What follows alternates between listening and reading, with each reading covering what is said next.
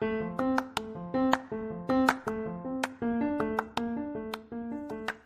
you, welcome to Sacrilegious Discourse. I'm husband. I'm wife. And together we're reading the Bible. Starting with Genesis and eventually ending with Revelations, we're working through every book and offering our atheist 2 cents. Or shekels. Yeah, those. We're asking questions and pointing out all the nonsense. We aren't academics or scholars. Nope. In fact, when it comes to religion, we really don't know anything at all. What we've learned so far is that God's a dick. Oh, he really is, isn't he? If you're interested in how we reached this startling conclusion, maybe start from episode 1. Otherwise, jump in anywhere. It's all good. Yep.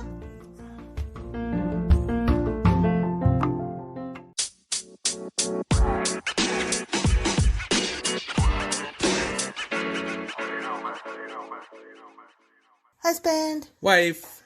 Guess what? What? This is our final episode that covers Exodus. I'm almost happy about that. Yes, so am I. I'm sick of the ark.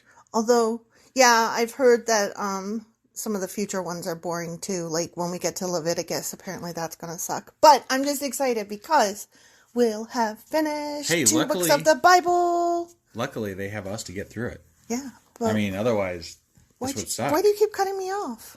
Because I like cutting you off. Oh my God. So do you remember what happened last time, asshole? It seems like there was more ark shit. There was more ark shit. And I can't distinguish anymore what it is because there's too goddamn much ark shit. Well, there was the one guy was building it and the other guy was decorating it. That's right. He was embroidering and engraving. Yeah. Yeah. Oholiab was Oholiab. Yeah. From the Trinadan. The tribe of Dan. Tribe of Dan. Yeah. And then also, there was a lot of the word gold, and you were a whiny bitch. I mean, yeah. So, are you ready to finish this up with Exodus chapters 39 and 40?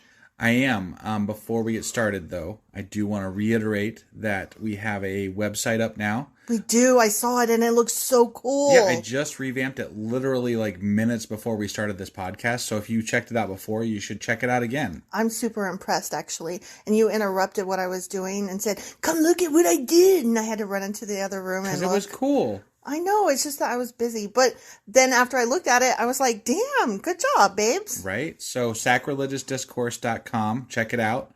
And, buy shit because that's awesome. We also have a donate button, which I've got a link on the website to that. So you're welcome to go that route too and just donate. We love any help we can get to get this thing moving. And reviews and thumbs ups. And all that shit. Share and all that stuff. Because, that's good stuff. Yeah.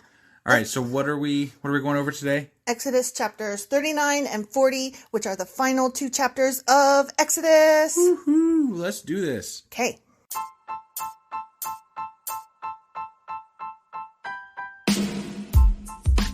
Hey, wife. Yes, husband. Did you know that we are now on Patreon? Yes, because you told me, but also, no, tell me more.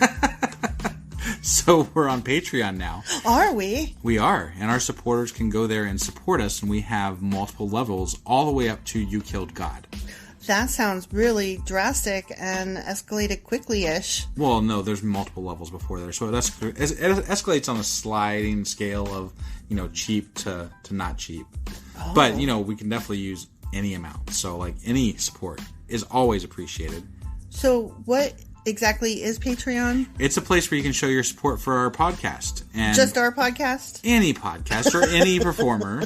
But, we're the ones that, you're listening to right now. So maybe you should, support us. That'd be awesome. That would be awesome. But we love you anyway. So all you got to do is go to Patreon, look up Sacrilegious Discourse. It's actually patreon.com/Sacrilegious Discourse is our actual main page there. So head on over and send us some love.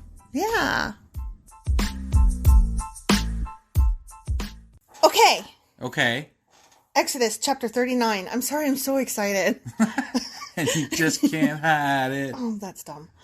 The making of the priest's garments. This is going to be so boring, and I ain't even mad because I'm just so excited that we're finishing. Done with this shit. Yeah. Right. The craftsmen made beautiful, sacred garments of blue, purple, and scarlet cloth, clothing for Aaron to wear while ministering in the holy place, just as the Lord had commanded Moses. I thought we already talked about their garments, though. Like, I remember something about pomegranates and bells and stuff. Well, yeah, that was when they were describing what they were. They weren't describing how and when they made them and who made them. Oh, God. Like, they've got to cover this a million times, because otherwise we might forget that, Aholiab and Bezalel. Beelzebub. Beetlejuice made the fucking garments. So, but now we know, and we know what products to use. We know how much people donated / were taxed / at gunpoint. Right. Knife point, whatever. Stolen. Fuck cares. Right.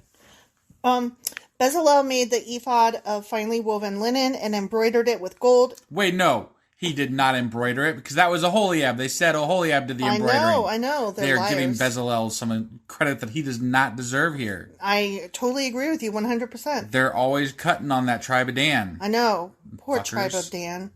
They always get shorted. Right? Okay, so anyway, Bezalel did not make that and did not embroider it with gold and with blue, purple, and scarlet thread. He made, or really did not make, gold thread by hammering out, or maybe he did this part. Oh, there is hammering involved. Okay. Yeah. He made gold thread by hammering out thin sheets of gold and cutting it into fine strands. Wait, you can cut threads? You can cut gold into threads? That sounds... What? It is very malleable. I guess, but that... Like, I don't know, I'm picturing trying to use Play-Doh. Right? And Yeah. it doesn't work as thread. Yeah, no. Okay, sorry. know. I'm just curious. You know how he did it? No, how did he do it? With great skill and care, because that's what it says. Right. With great skill and care, he worked it into the fine linen with the blue, purple, and scarlet thread. I guess if you're gifted with God's abilities Well, to craft... Here's what I think. I don't think he actually, put it through a needle and used it to sew. I think he just made very, very thin, tiny strands of gold that he then, braided into the threads. Okay. You know what I mean? All right. Like, the actual threads were woven and stuff, and he just, put this around them very carefully. Okay. I don't know. That's what I imagine. I don't really care. I don't either. The ephod consisted of 2 pieces, front and back, joined at the shoulders with 2 shoulder pieces. The decorative sash was made of the same materials, finely woven linen, embroidered with gold and with blue, purple, and scarlet thread, just as the Lord had commanded Moses.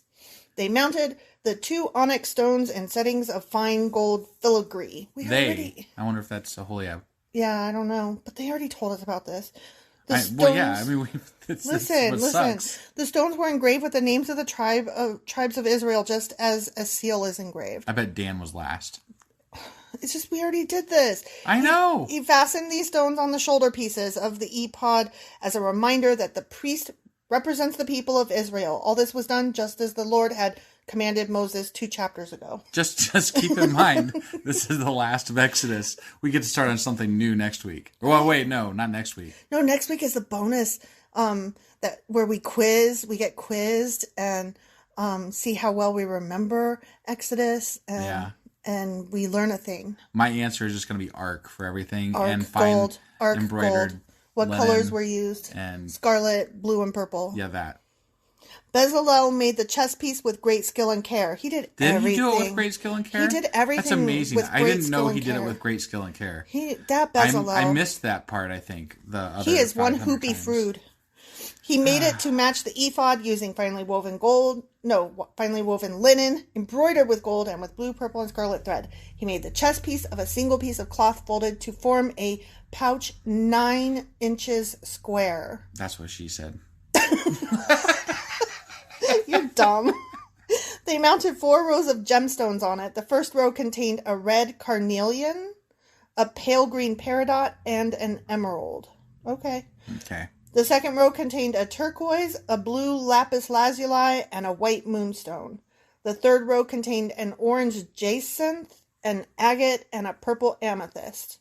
The fourth row contained a blue-green beryl, an onyx, and a green jasper. All these stones were set in gold filigree. Okay. You ever wonder? We should look up, see if there's ever been like somebody that's actually gone out of their way to like recreate this stuff and these garments and stuff. We always say that. We say that over and over again. Right, but I mean, I'm just curious because like it's like the blueprints are right here in the Bible, and I'm just curious if there's like literally a physical example of this. I told you I already want to order that robe with the pomegranates on it. Because I know the Pope doesn't wear this stuff. No. I mean, he wears something fancy, but it's not this. He's got that big old tall hat. What do you think that symbolizes? I don't know. Phallic symbol? Gross. Everything's a penis joke. Each stone represented one of the 12 sons of Israel, and the name of that tribe was engraved on it like a seal. To attach the chest piece to the ephod, they made braided cords of pure gold thread. They also made 2 settings of gold filigree and 2 gold rings and attached them to the top corners of the chest piece. My chest does not have corners, I'll have you know.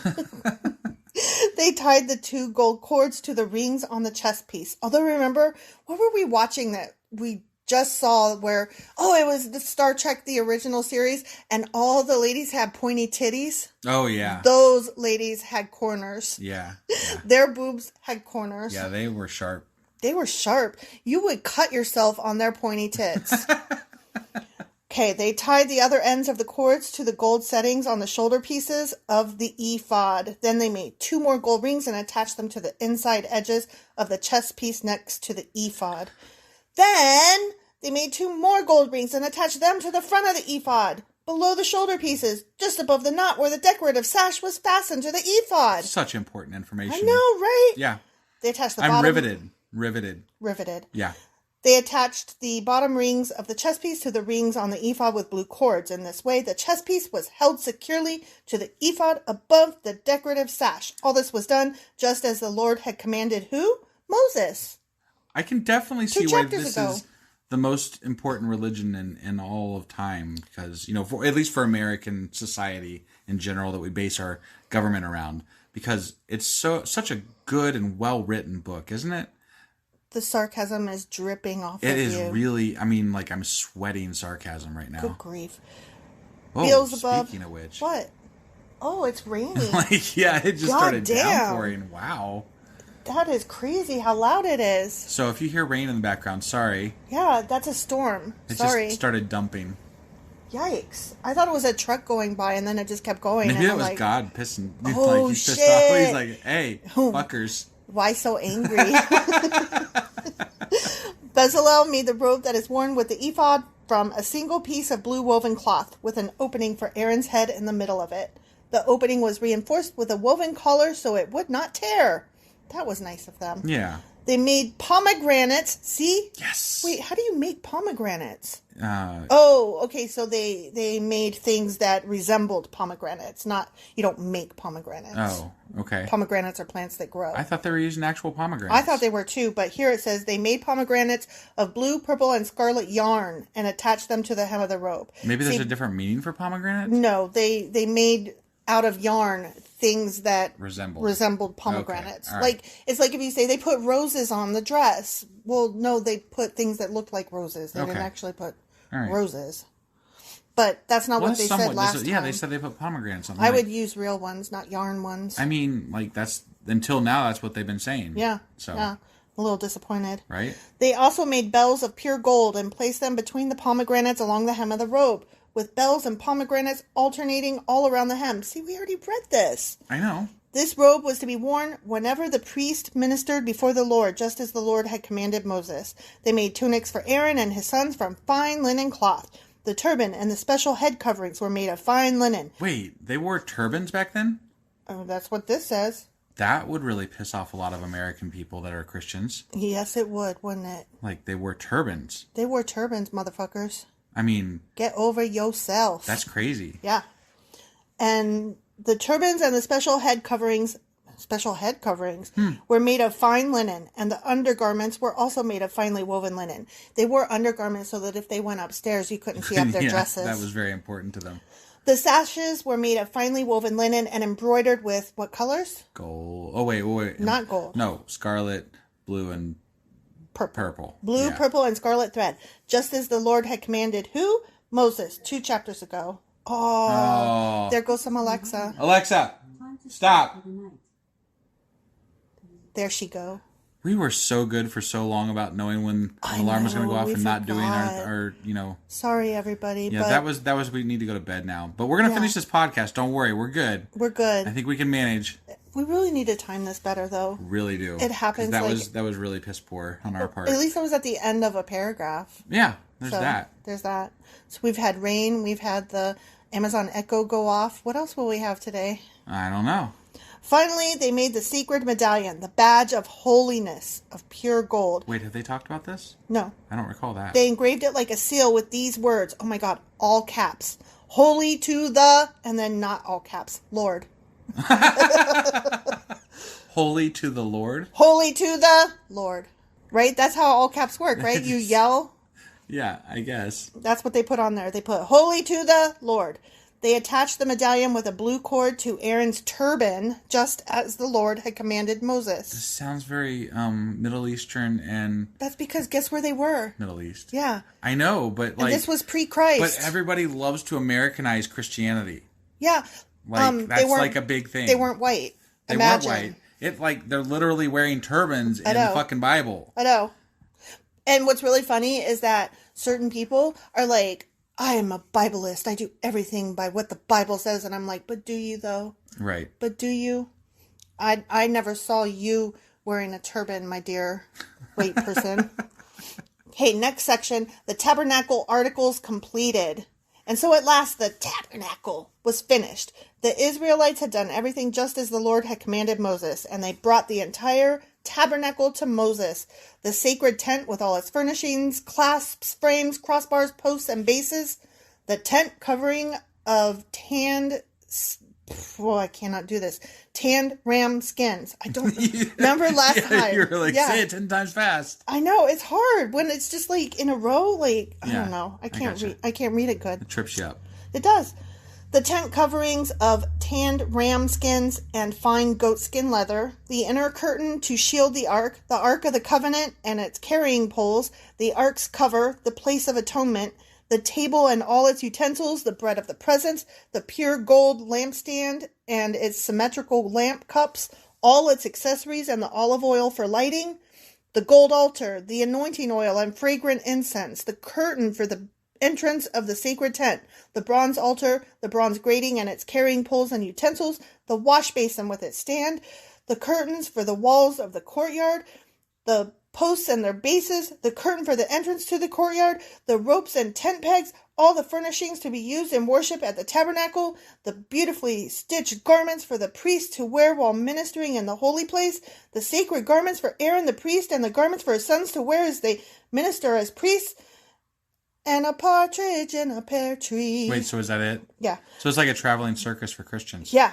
So the people of Israel followed all of the Lord's instructions to Moses. Then Moses inspected all their work. When he found it had been done just as the Lord had commanded him, he blessed them. The end. It's good because, if things aren't done quite like they should, Moses tends to kill people. Yeah.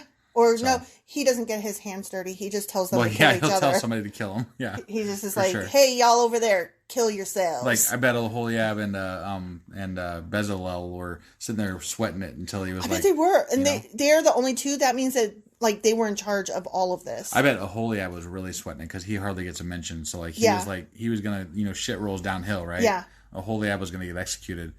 I kind of feel for... Bezalel would have just been, banished or something. I kind of feel for Oholiab. I feel like maybe, he's a kindred spirit, I know, right? Yeah, I feel like maybe he got roped into this and he's like, God damn it.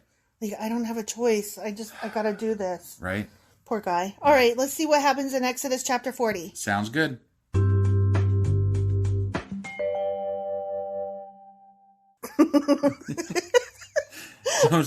Okay. Hold on. We're laughing because literally my wife picked up the next chapter. The last chapter of Exodus, by the way, so yay.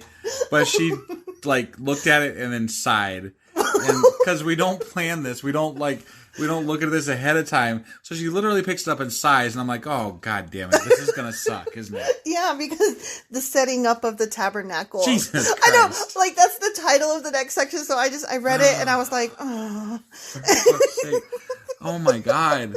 Okay. Exodus, the IKEA chapter, as my wife originally pointed out. Yeah. Okay. We're almost here. Okay. I mean, we're here, but we're almost there. Yeah, we're almost there. We're almost done. We're so close. Let's just truck through this, Let's get this done. Yeah. Then the Lord said to Moses, set up the tabernacle on the first day of the new year. I ain't got a calendar, y'all. Place the Ark of the Covenant inside and install the inner curtain to enclose the Ark within the most holy place. Didn't he already tell him how to do this? He did. But My God.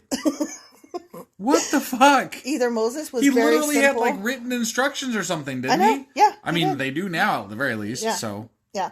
Well, I think that these people were very simple. I mean, they obviously didn't have memes, so they had no context for greater understanding of more than one thing. They were just so simple back then. I guess. Then bring in the table and arrange the utensils on it, and bring the lampstand and set up the lamps. Place the gold incense altar in front of the Ark of the Covenant. Then hang the curtain at the entrance of the tabernacle. So, let me get this straight. Put the curtain where the curtain goes? Got it. Yeah. Place the altar of burnt offering in front of the tabernacle entrance. Set the wash basin between the tabernacle and the altar, and fill it with water.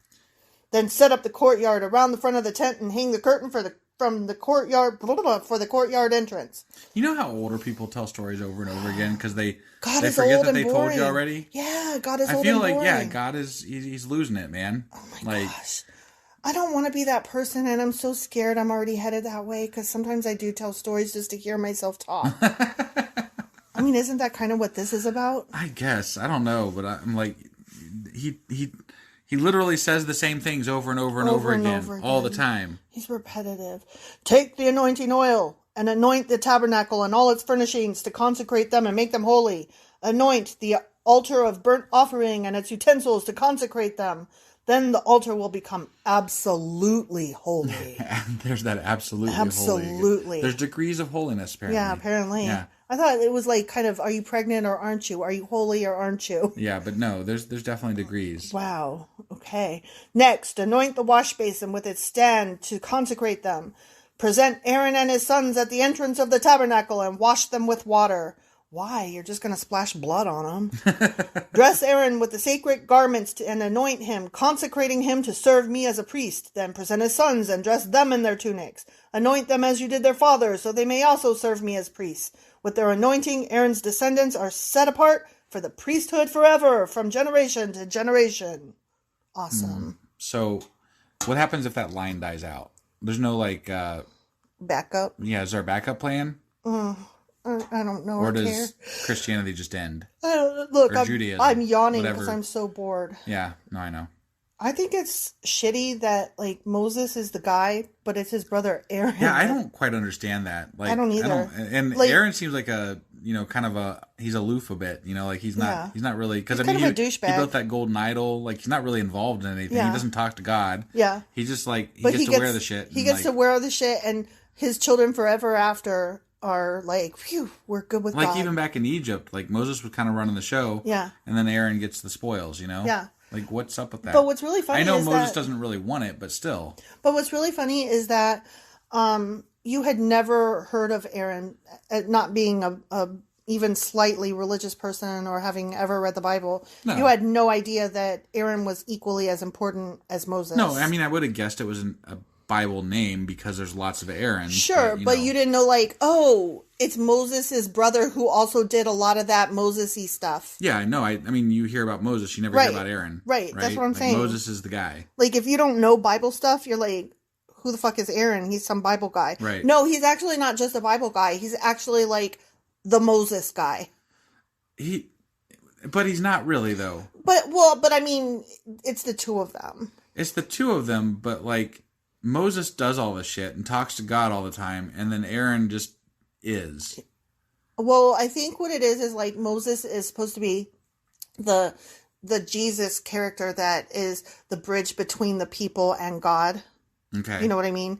And then Aaron is the one who is like the popey guy that actually like deals with the people. Got it. I mean, that's my impression. Okay. So it's both of them hand in hand. Got it. I could be wrong. Like, what the fuck do I know? I'm no Bible expert. Whatever. It's weird. It is weird. Moses proceeded to do everything just as the Lord had commanded him. So the tabernacle was, oh my God, set up on the first day of the first month of the second year. Let me read that again. The tabernacle was set up on the first day of the first month of the second year. The second year? Yeah. Wait, which second year? I don't know. What was the first one? Was the first one them coming to the mountain? I don't know, but like, what?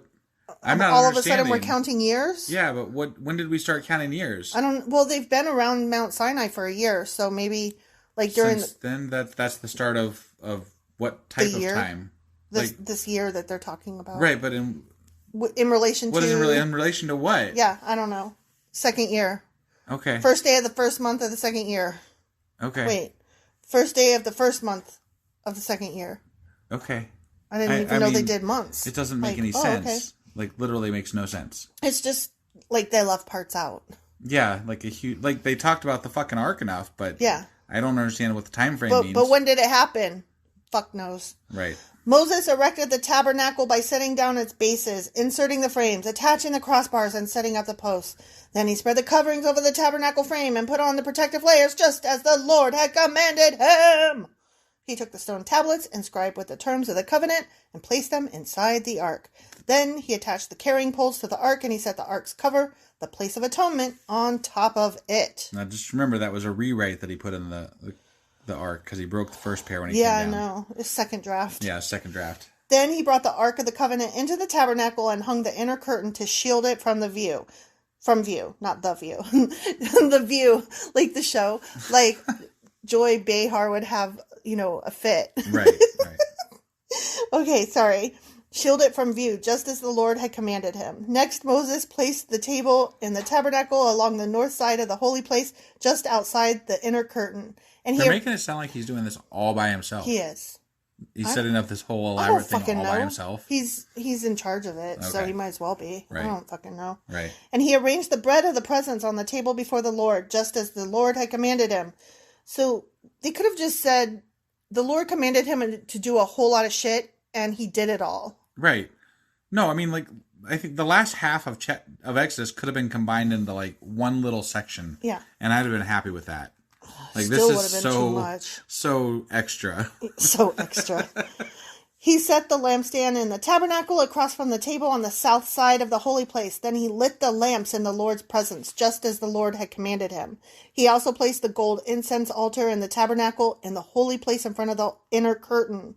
On it, he burned the fragrant incense, just as the Lord had commanded him. He hung the curtain at the entrance of the tabernacle, and he placed the altar of burnt offering near the tabernacle entrance. On it, he offered a burnt offering and a grain offering, just as the Lord had commanded him. Next, Moses placed the wash basin between the tabernacle and the altar. He filled it with water so the priests could wash themselves. Wash yourself. Moses and Aaron's sons used water from it to wash their hands and feet, and probably also their balls. Whenever they approached the altar and entered the tabernacle, you didn't even laugh or anything. No, I'm sorry. I was thinking of something to say, and then it didn't congeal in my head. So quickly enough? No, yeah, it was gonna be really good, and it was gonna be like the most hilarious thing that I've ever said on this podcast. And then I completely forgot what I was gonna say. I was wondering because I just said that they're gonna wash their balls. Yeah, I totally just you were blacked out for a minute. You were just like, whatever. Yeah, no, it was gonna be good. Whatever I was gonna say, it was gonna be some good shit. Oh, I'm so glad that you mentioned what we didn't hear. Nice. Yeah. Well, I mean, I just figured you should know what you're missing out on. Whenever they approached the altar and entered the tabernacle, they washed themselves just as the Lord had commanded Moses. Then he hung the curtains, forming the courtyard around the tabernacle and the altar, and he set up the curtain at the entrance of the courtyard. So at last, Moses finished the work. Awesome. I got a question, though. Oh, what? I have one paragraph left. I know, but there's this whole elaborate thing where they got to dress Aaron and dress his kids and all this other crap, right? Mm-hmm. What happens if they do all this stuff and they've already washed their stuff and then you got to take a shit? I guess that you shouldn't do that. I don't know. Okay. Maybe their constitutions were better back then and they could, hold it. I don't know. To more appropriate times. But I mean, I'm just saying, that seems like, I don't know, whatever. Who cares? I mean, that's like the question, do bears pee and poo while they're in hibernation? Does it matter? A good question. Well, I asked that once, and you know what? everybody that commented was like, you should Google it. And I'm like, no, I'm asking, does anybody know before I Google it? Right. I don't think anybody knows the answer to that. No, actually, researchers, this is several No, I mean, like, normal people, not researchers. But I was just like, it was one of those, you know that meme with the dinosaur and he puts his claw under his chin and it's Velociraptor or what the fuck ever. And, you know, he's a philosophy guy. Yeah, right. Yeah. It was one of those like, I wonder, thoughts, ponderings, you know? Right. And the answer is, their systems slow down, so there is very little waste. They excrete very little waste. That's very interesting. Right? Yeah. It's kind of cool. Yeah. Okay, ready? We're about to finish this motherfucking chapter. All right. I mean, not just the chapter, the book. The book of Exodus. The book of Exodus. The cloud over the tabernacle. Oh, did God come to view the tabernacle? In a cloud, apparently. A cloud. I mean, he likes to be clouds. He's so cloudy. Apparently. Then the cloud covered the tabernacle, and the glory of the Lord filled the tabernacle. Oh my gosh. Is a cloud glorious? Because I always think of cloud like gray skies, like you are my sunshine, you know. I don't know. I mean, I've never seen a God cloud before, to be fair. You make me happy when skies are gray. I've never seen a holy cloud. I've never seen a holy cloud. It's just that clouds don't seem like happiness and joy. I did, when I was hiking on a mountain, I really enjoyed being amongst the clouds up there. When I flew on an airplane, I liked being in the clouds and then looking down over the clouds. Right. That was was pretty cool too. Yeah. But I wouldn't say that was one holy cloud. But like when there's clouds on the ground, it's pretty much just fog. And fog's kind of annoying. Yeah. And dangerous. Right. You shouldn't drive in fog. Right. Okay, Moses could no longer enter the tabernacle because the cloud had settled down over it and the glory of the Lord filled the tabernacle. You can't walk through a fucking cloud? That sounds like pea soup, not cloud. Right, and wasn't he up there in the cloud when God was over Mount Sinai? Yeah, and he's already, like, he wears a veil over his face because he's seen the glory of God or what the fuck ever. Right. Now, whenever the cloud lifted from the tabernacle, the people of Israel would set out on their journey, following it. But if the cloud did not rise, they remained where they were until it lifted. So the cloud's just going to like permanently stay over the tabernacle? It's red light, green light. When the cloud lifts, then they're like, quick, go! And then the cloud comes back down and they're like, red light, stop! What the fuck is this shit? It's freeze tag. I don't know. Okay. The cloud of the Lord hovered over the tabernacle during the day, and at night, fire glowed inside the cloud so the whole family of Israel could see it. This continued throughout all their journeys. The end. So the tabernacle is supposed to be set up where this cloud is. Is that basically what it boils down to? And the cloud essentially is the presence of God? Yeah. Or something along those lines? Something along those lines. And it's going to like light fires inside the tabernacle? Sure. But isn't Aaron and his sons supposed to like preach in there and shit? Isn't that supposed to be part of it too? I thought that was. They go in there and wash their balls and their hands and their feet. But it sounded like at the end that they built it just for a fucking cloud. That's what it sounded like to me too. Okay. So, I'm just trying to be, like understand what's going on here. It sounds like... It's not just a cloud, but a cloud that they got to pack up that whole fucking contraption and follow wherever it goes. Right. Like, oh shit, the cloud's moving. Get the fucking tabernacle and the drapes and the fucking... The curtains and wash basins and the fucking utensils. And the candles and the oils. We gotta hurry, it's getting away. God damn it, I dropped a pomegranate. Fucking hell, that goddamn cloud. It's always moving around. Oh my god. Okay. Well, we have finished Exodus. Let's hope things get better in... What's next? Leviticus. Leviticus is next? Yeah. Oh my god. And then after Leviticus is Numbers. I don't know what Numbers is. I think Numbers is supposed to be pretty decent. Is it? Maybe. All right. Genesis, anyway, Exodus, Leviticus, it doesn't really Numbers. fucking matter. We're reading the Bible from beginning to end. We got to get through it one way or the other. So, yeah. You'll just hear a lot of like exasperation on my end because holy shit. Yeah, I need a story or two. I can't deal with all this crap. This is kill. Like they need to stop talking about the same goddamn thing over and over again. But apparently they can because they did and they do. And I don't know exactly what Leviticus is. But it's a lot of begats. It's a lot of begats from what I thought. That's what I thought. So, Yeah. like, it's like maybe an entire book of begats, possibly. Yeah, so we'll have to find a way to make it fun. Maybe we should read ahead a little bit. And if it's an entire book of begats, maybe we should just, like, read it, but then, like, speed up the speed and do it all in one sitting. Oh, that could be fun. I mean, I'm just saying. Like, maybe we should not subject our people that are listening to us to an entire book of fucking begats. I don't know. We'll see. All right. Well, we have time to figure it out. Yeah, we need to figure that shit out before we just spend like 3 months reading fucking names. Yeah. Because that sounds like I might go crazy. I'm just saying. Well, we will come up with something, and we've got a couple of weeks to work on that because next week is our bonus episode because we are officially done with Exodus. All right, way to go, everybody. Woohoo! Congrats on finishing 2 books of the Bible, and we'll see you soon. Yep.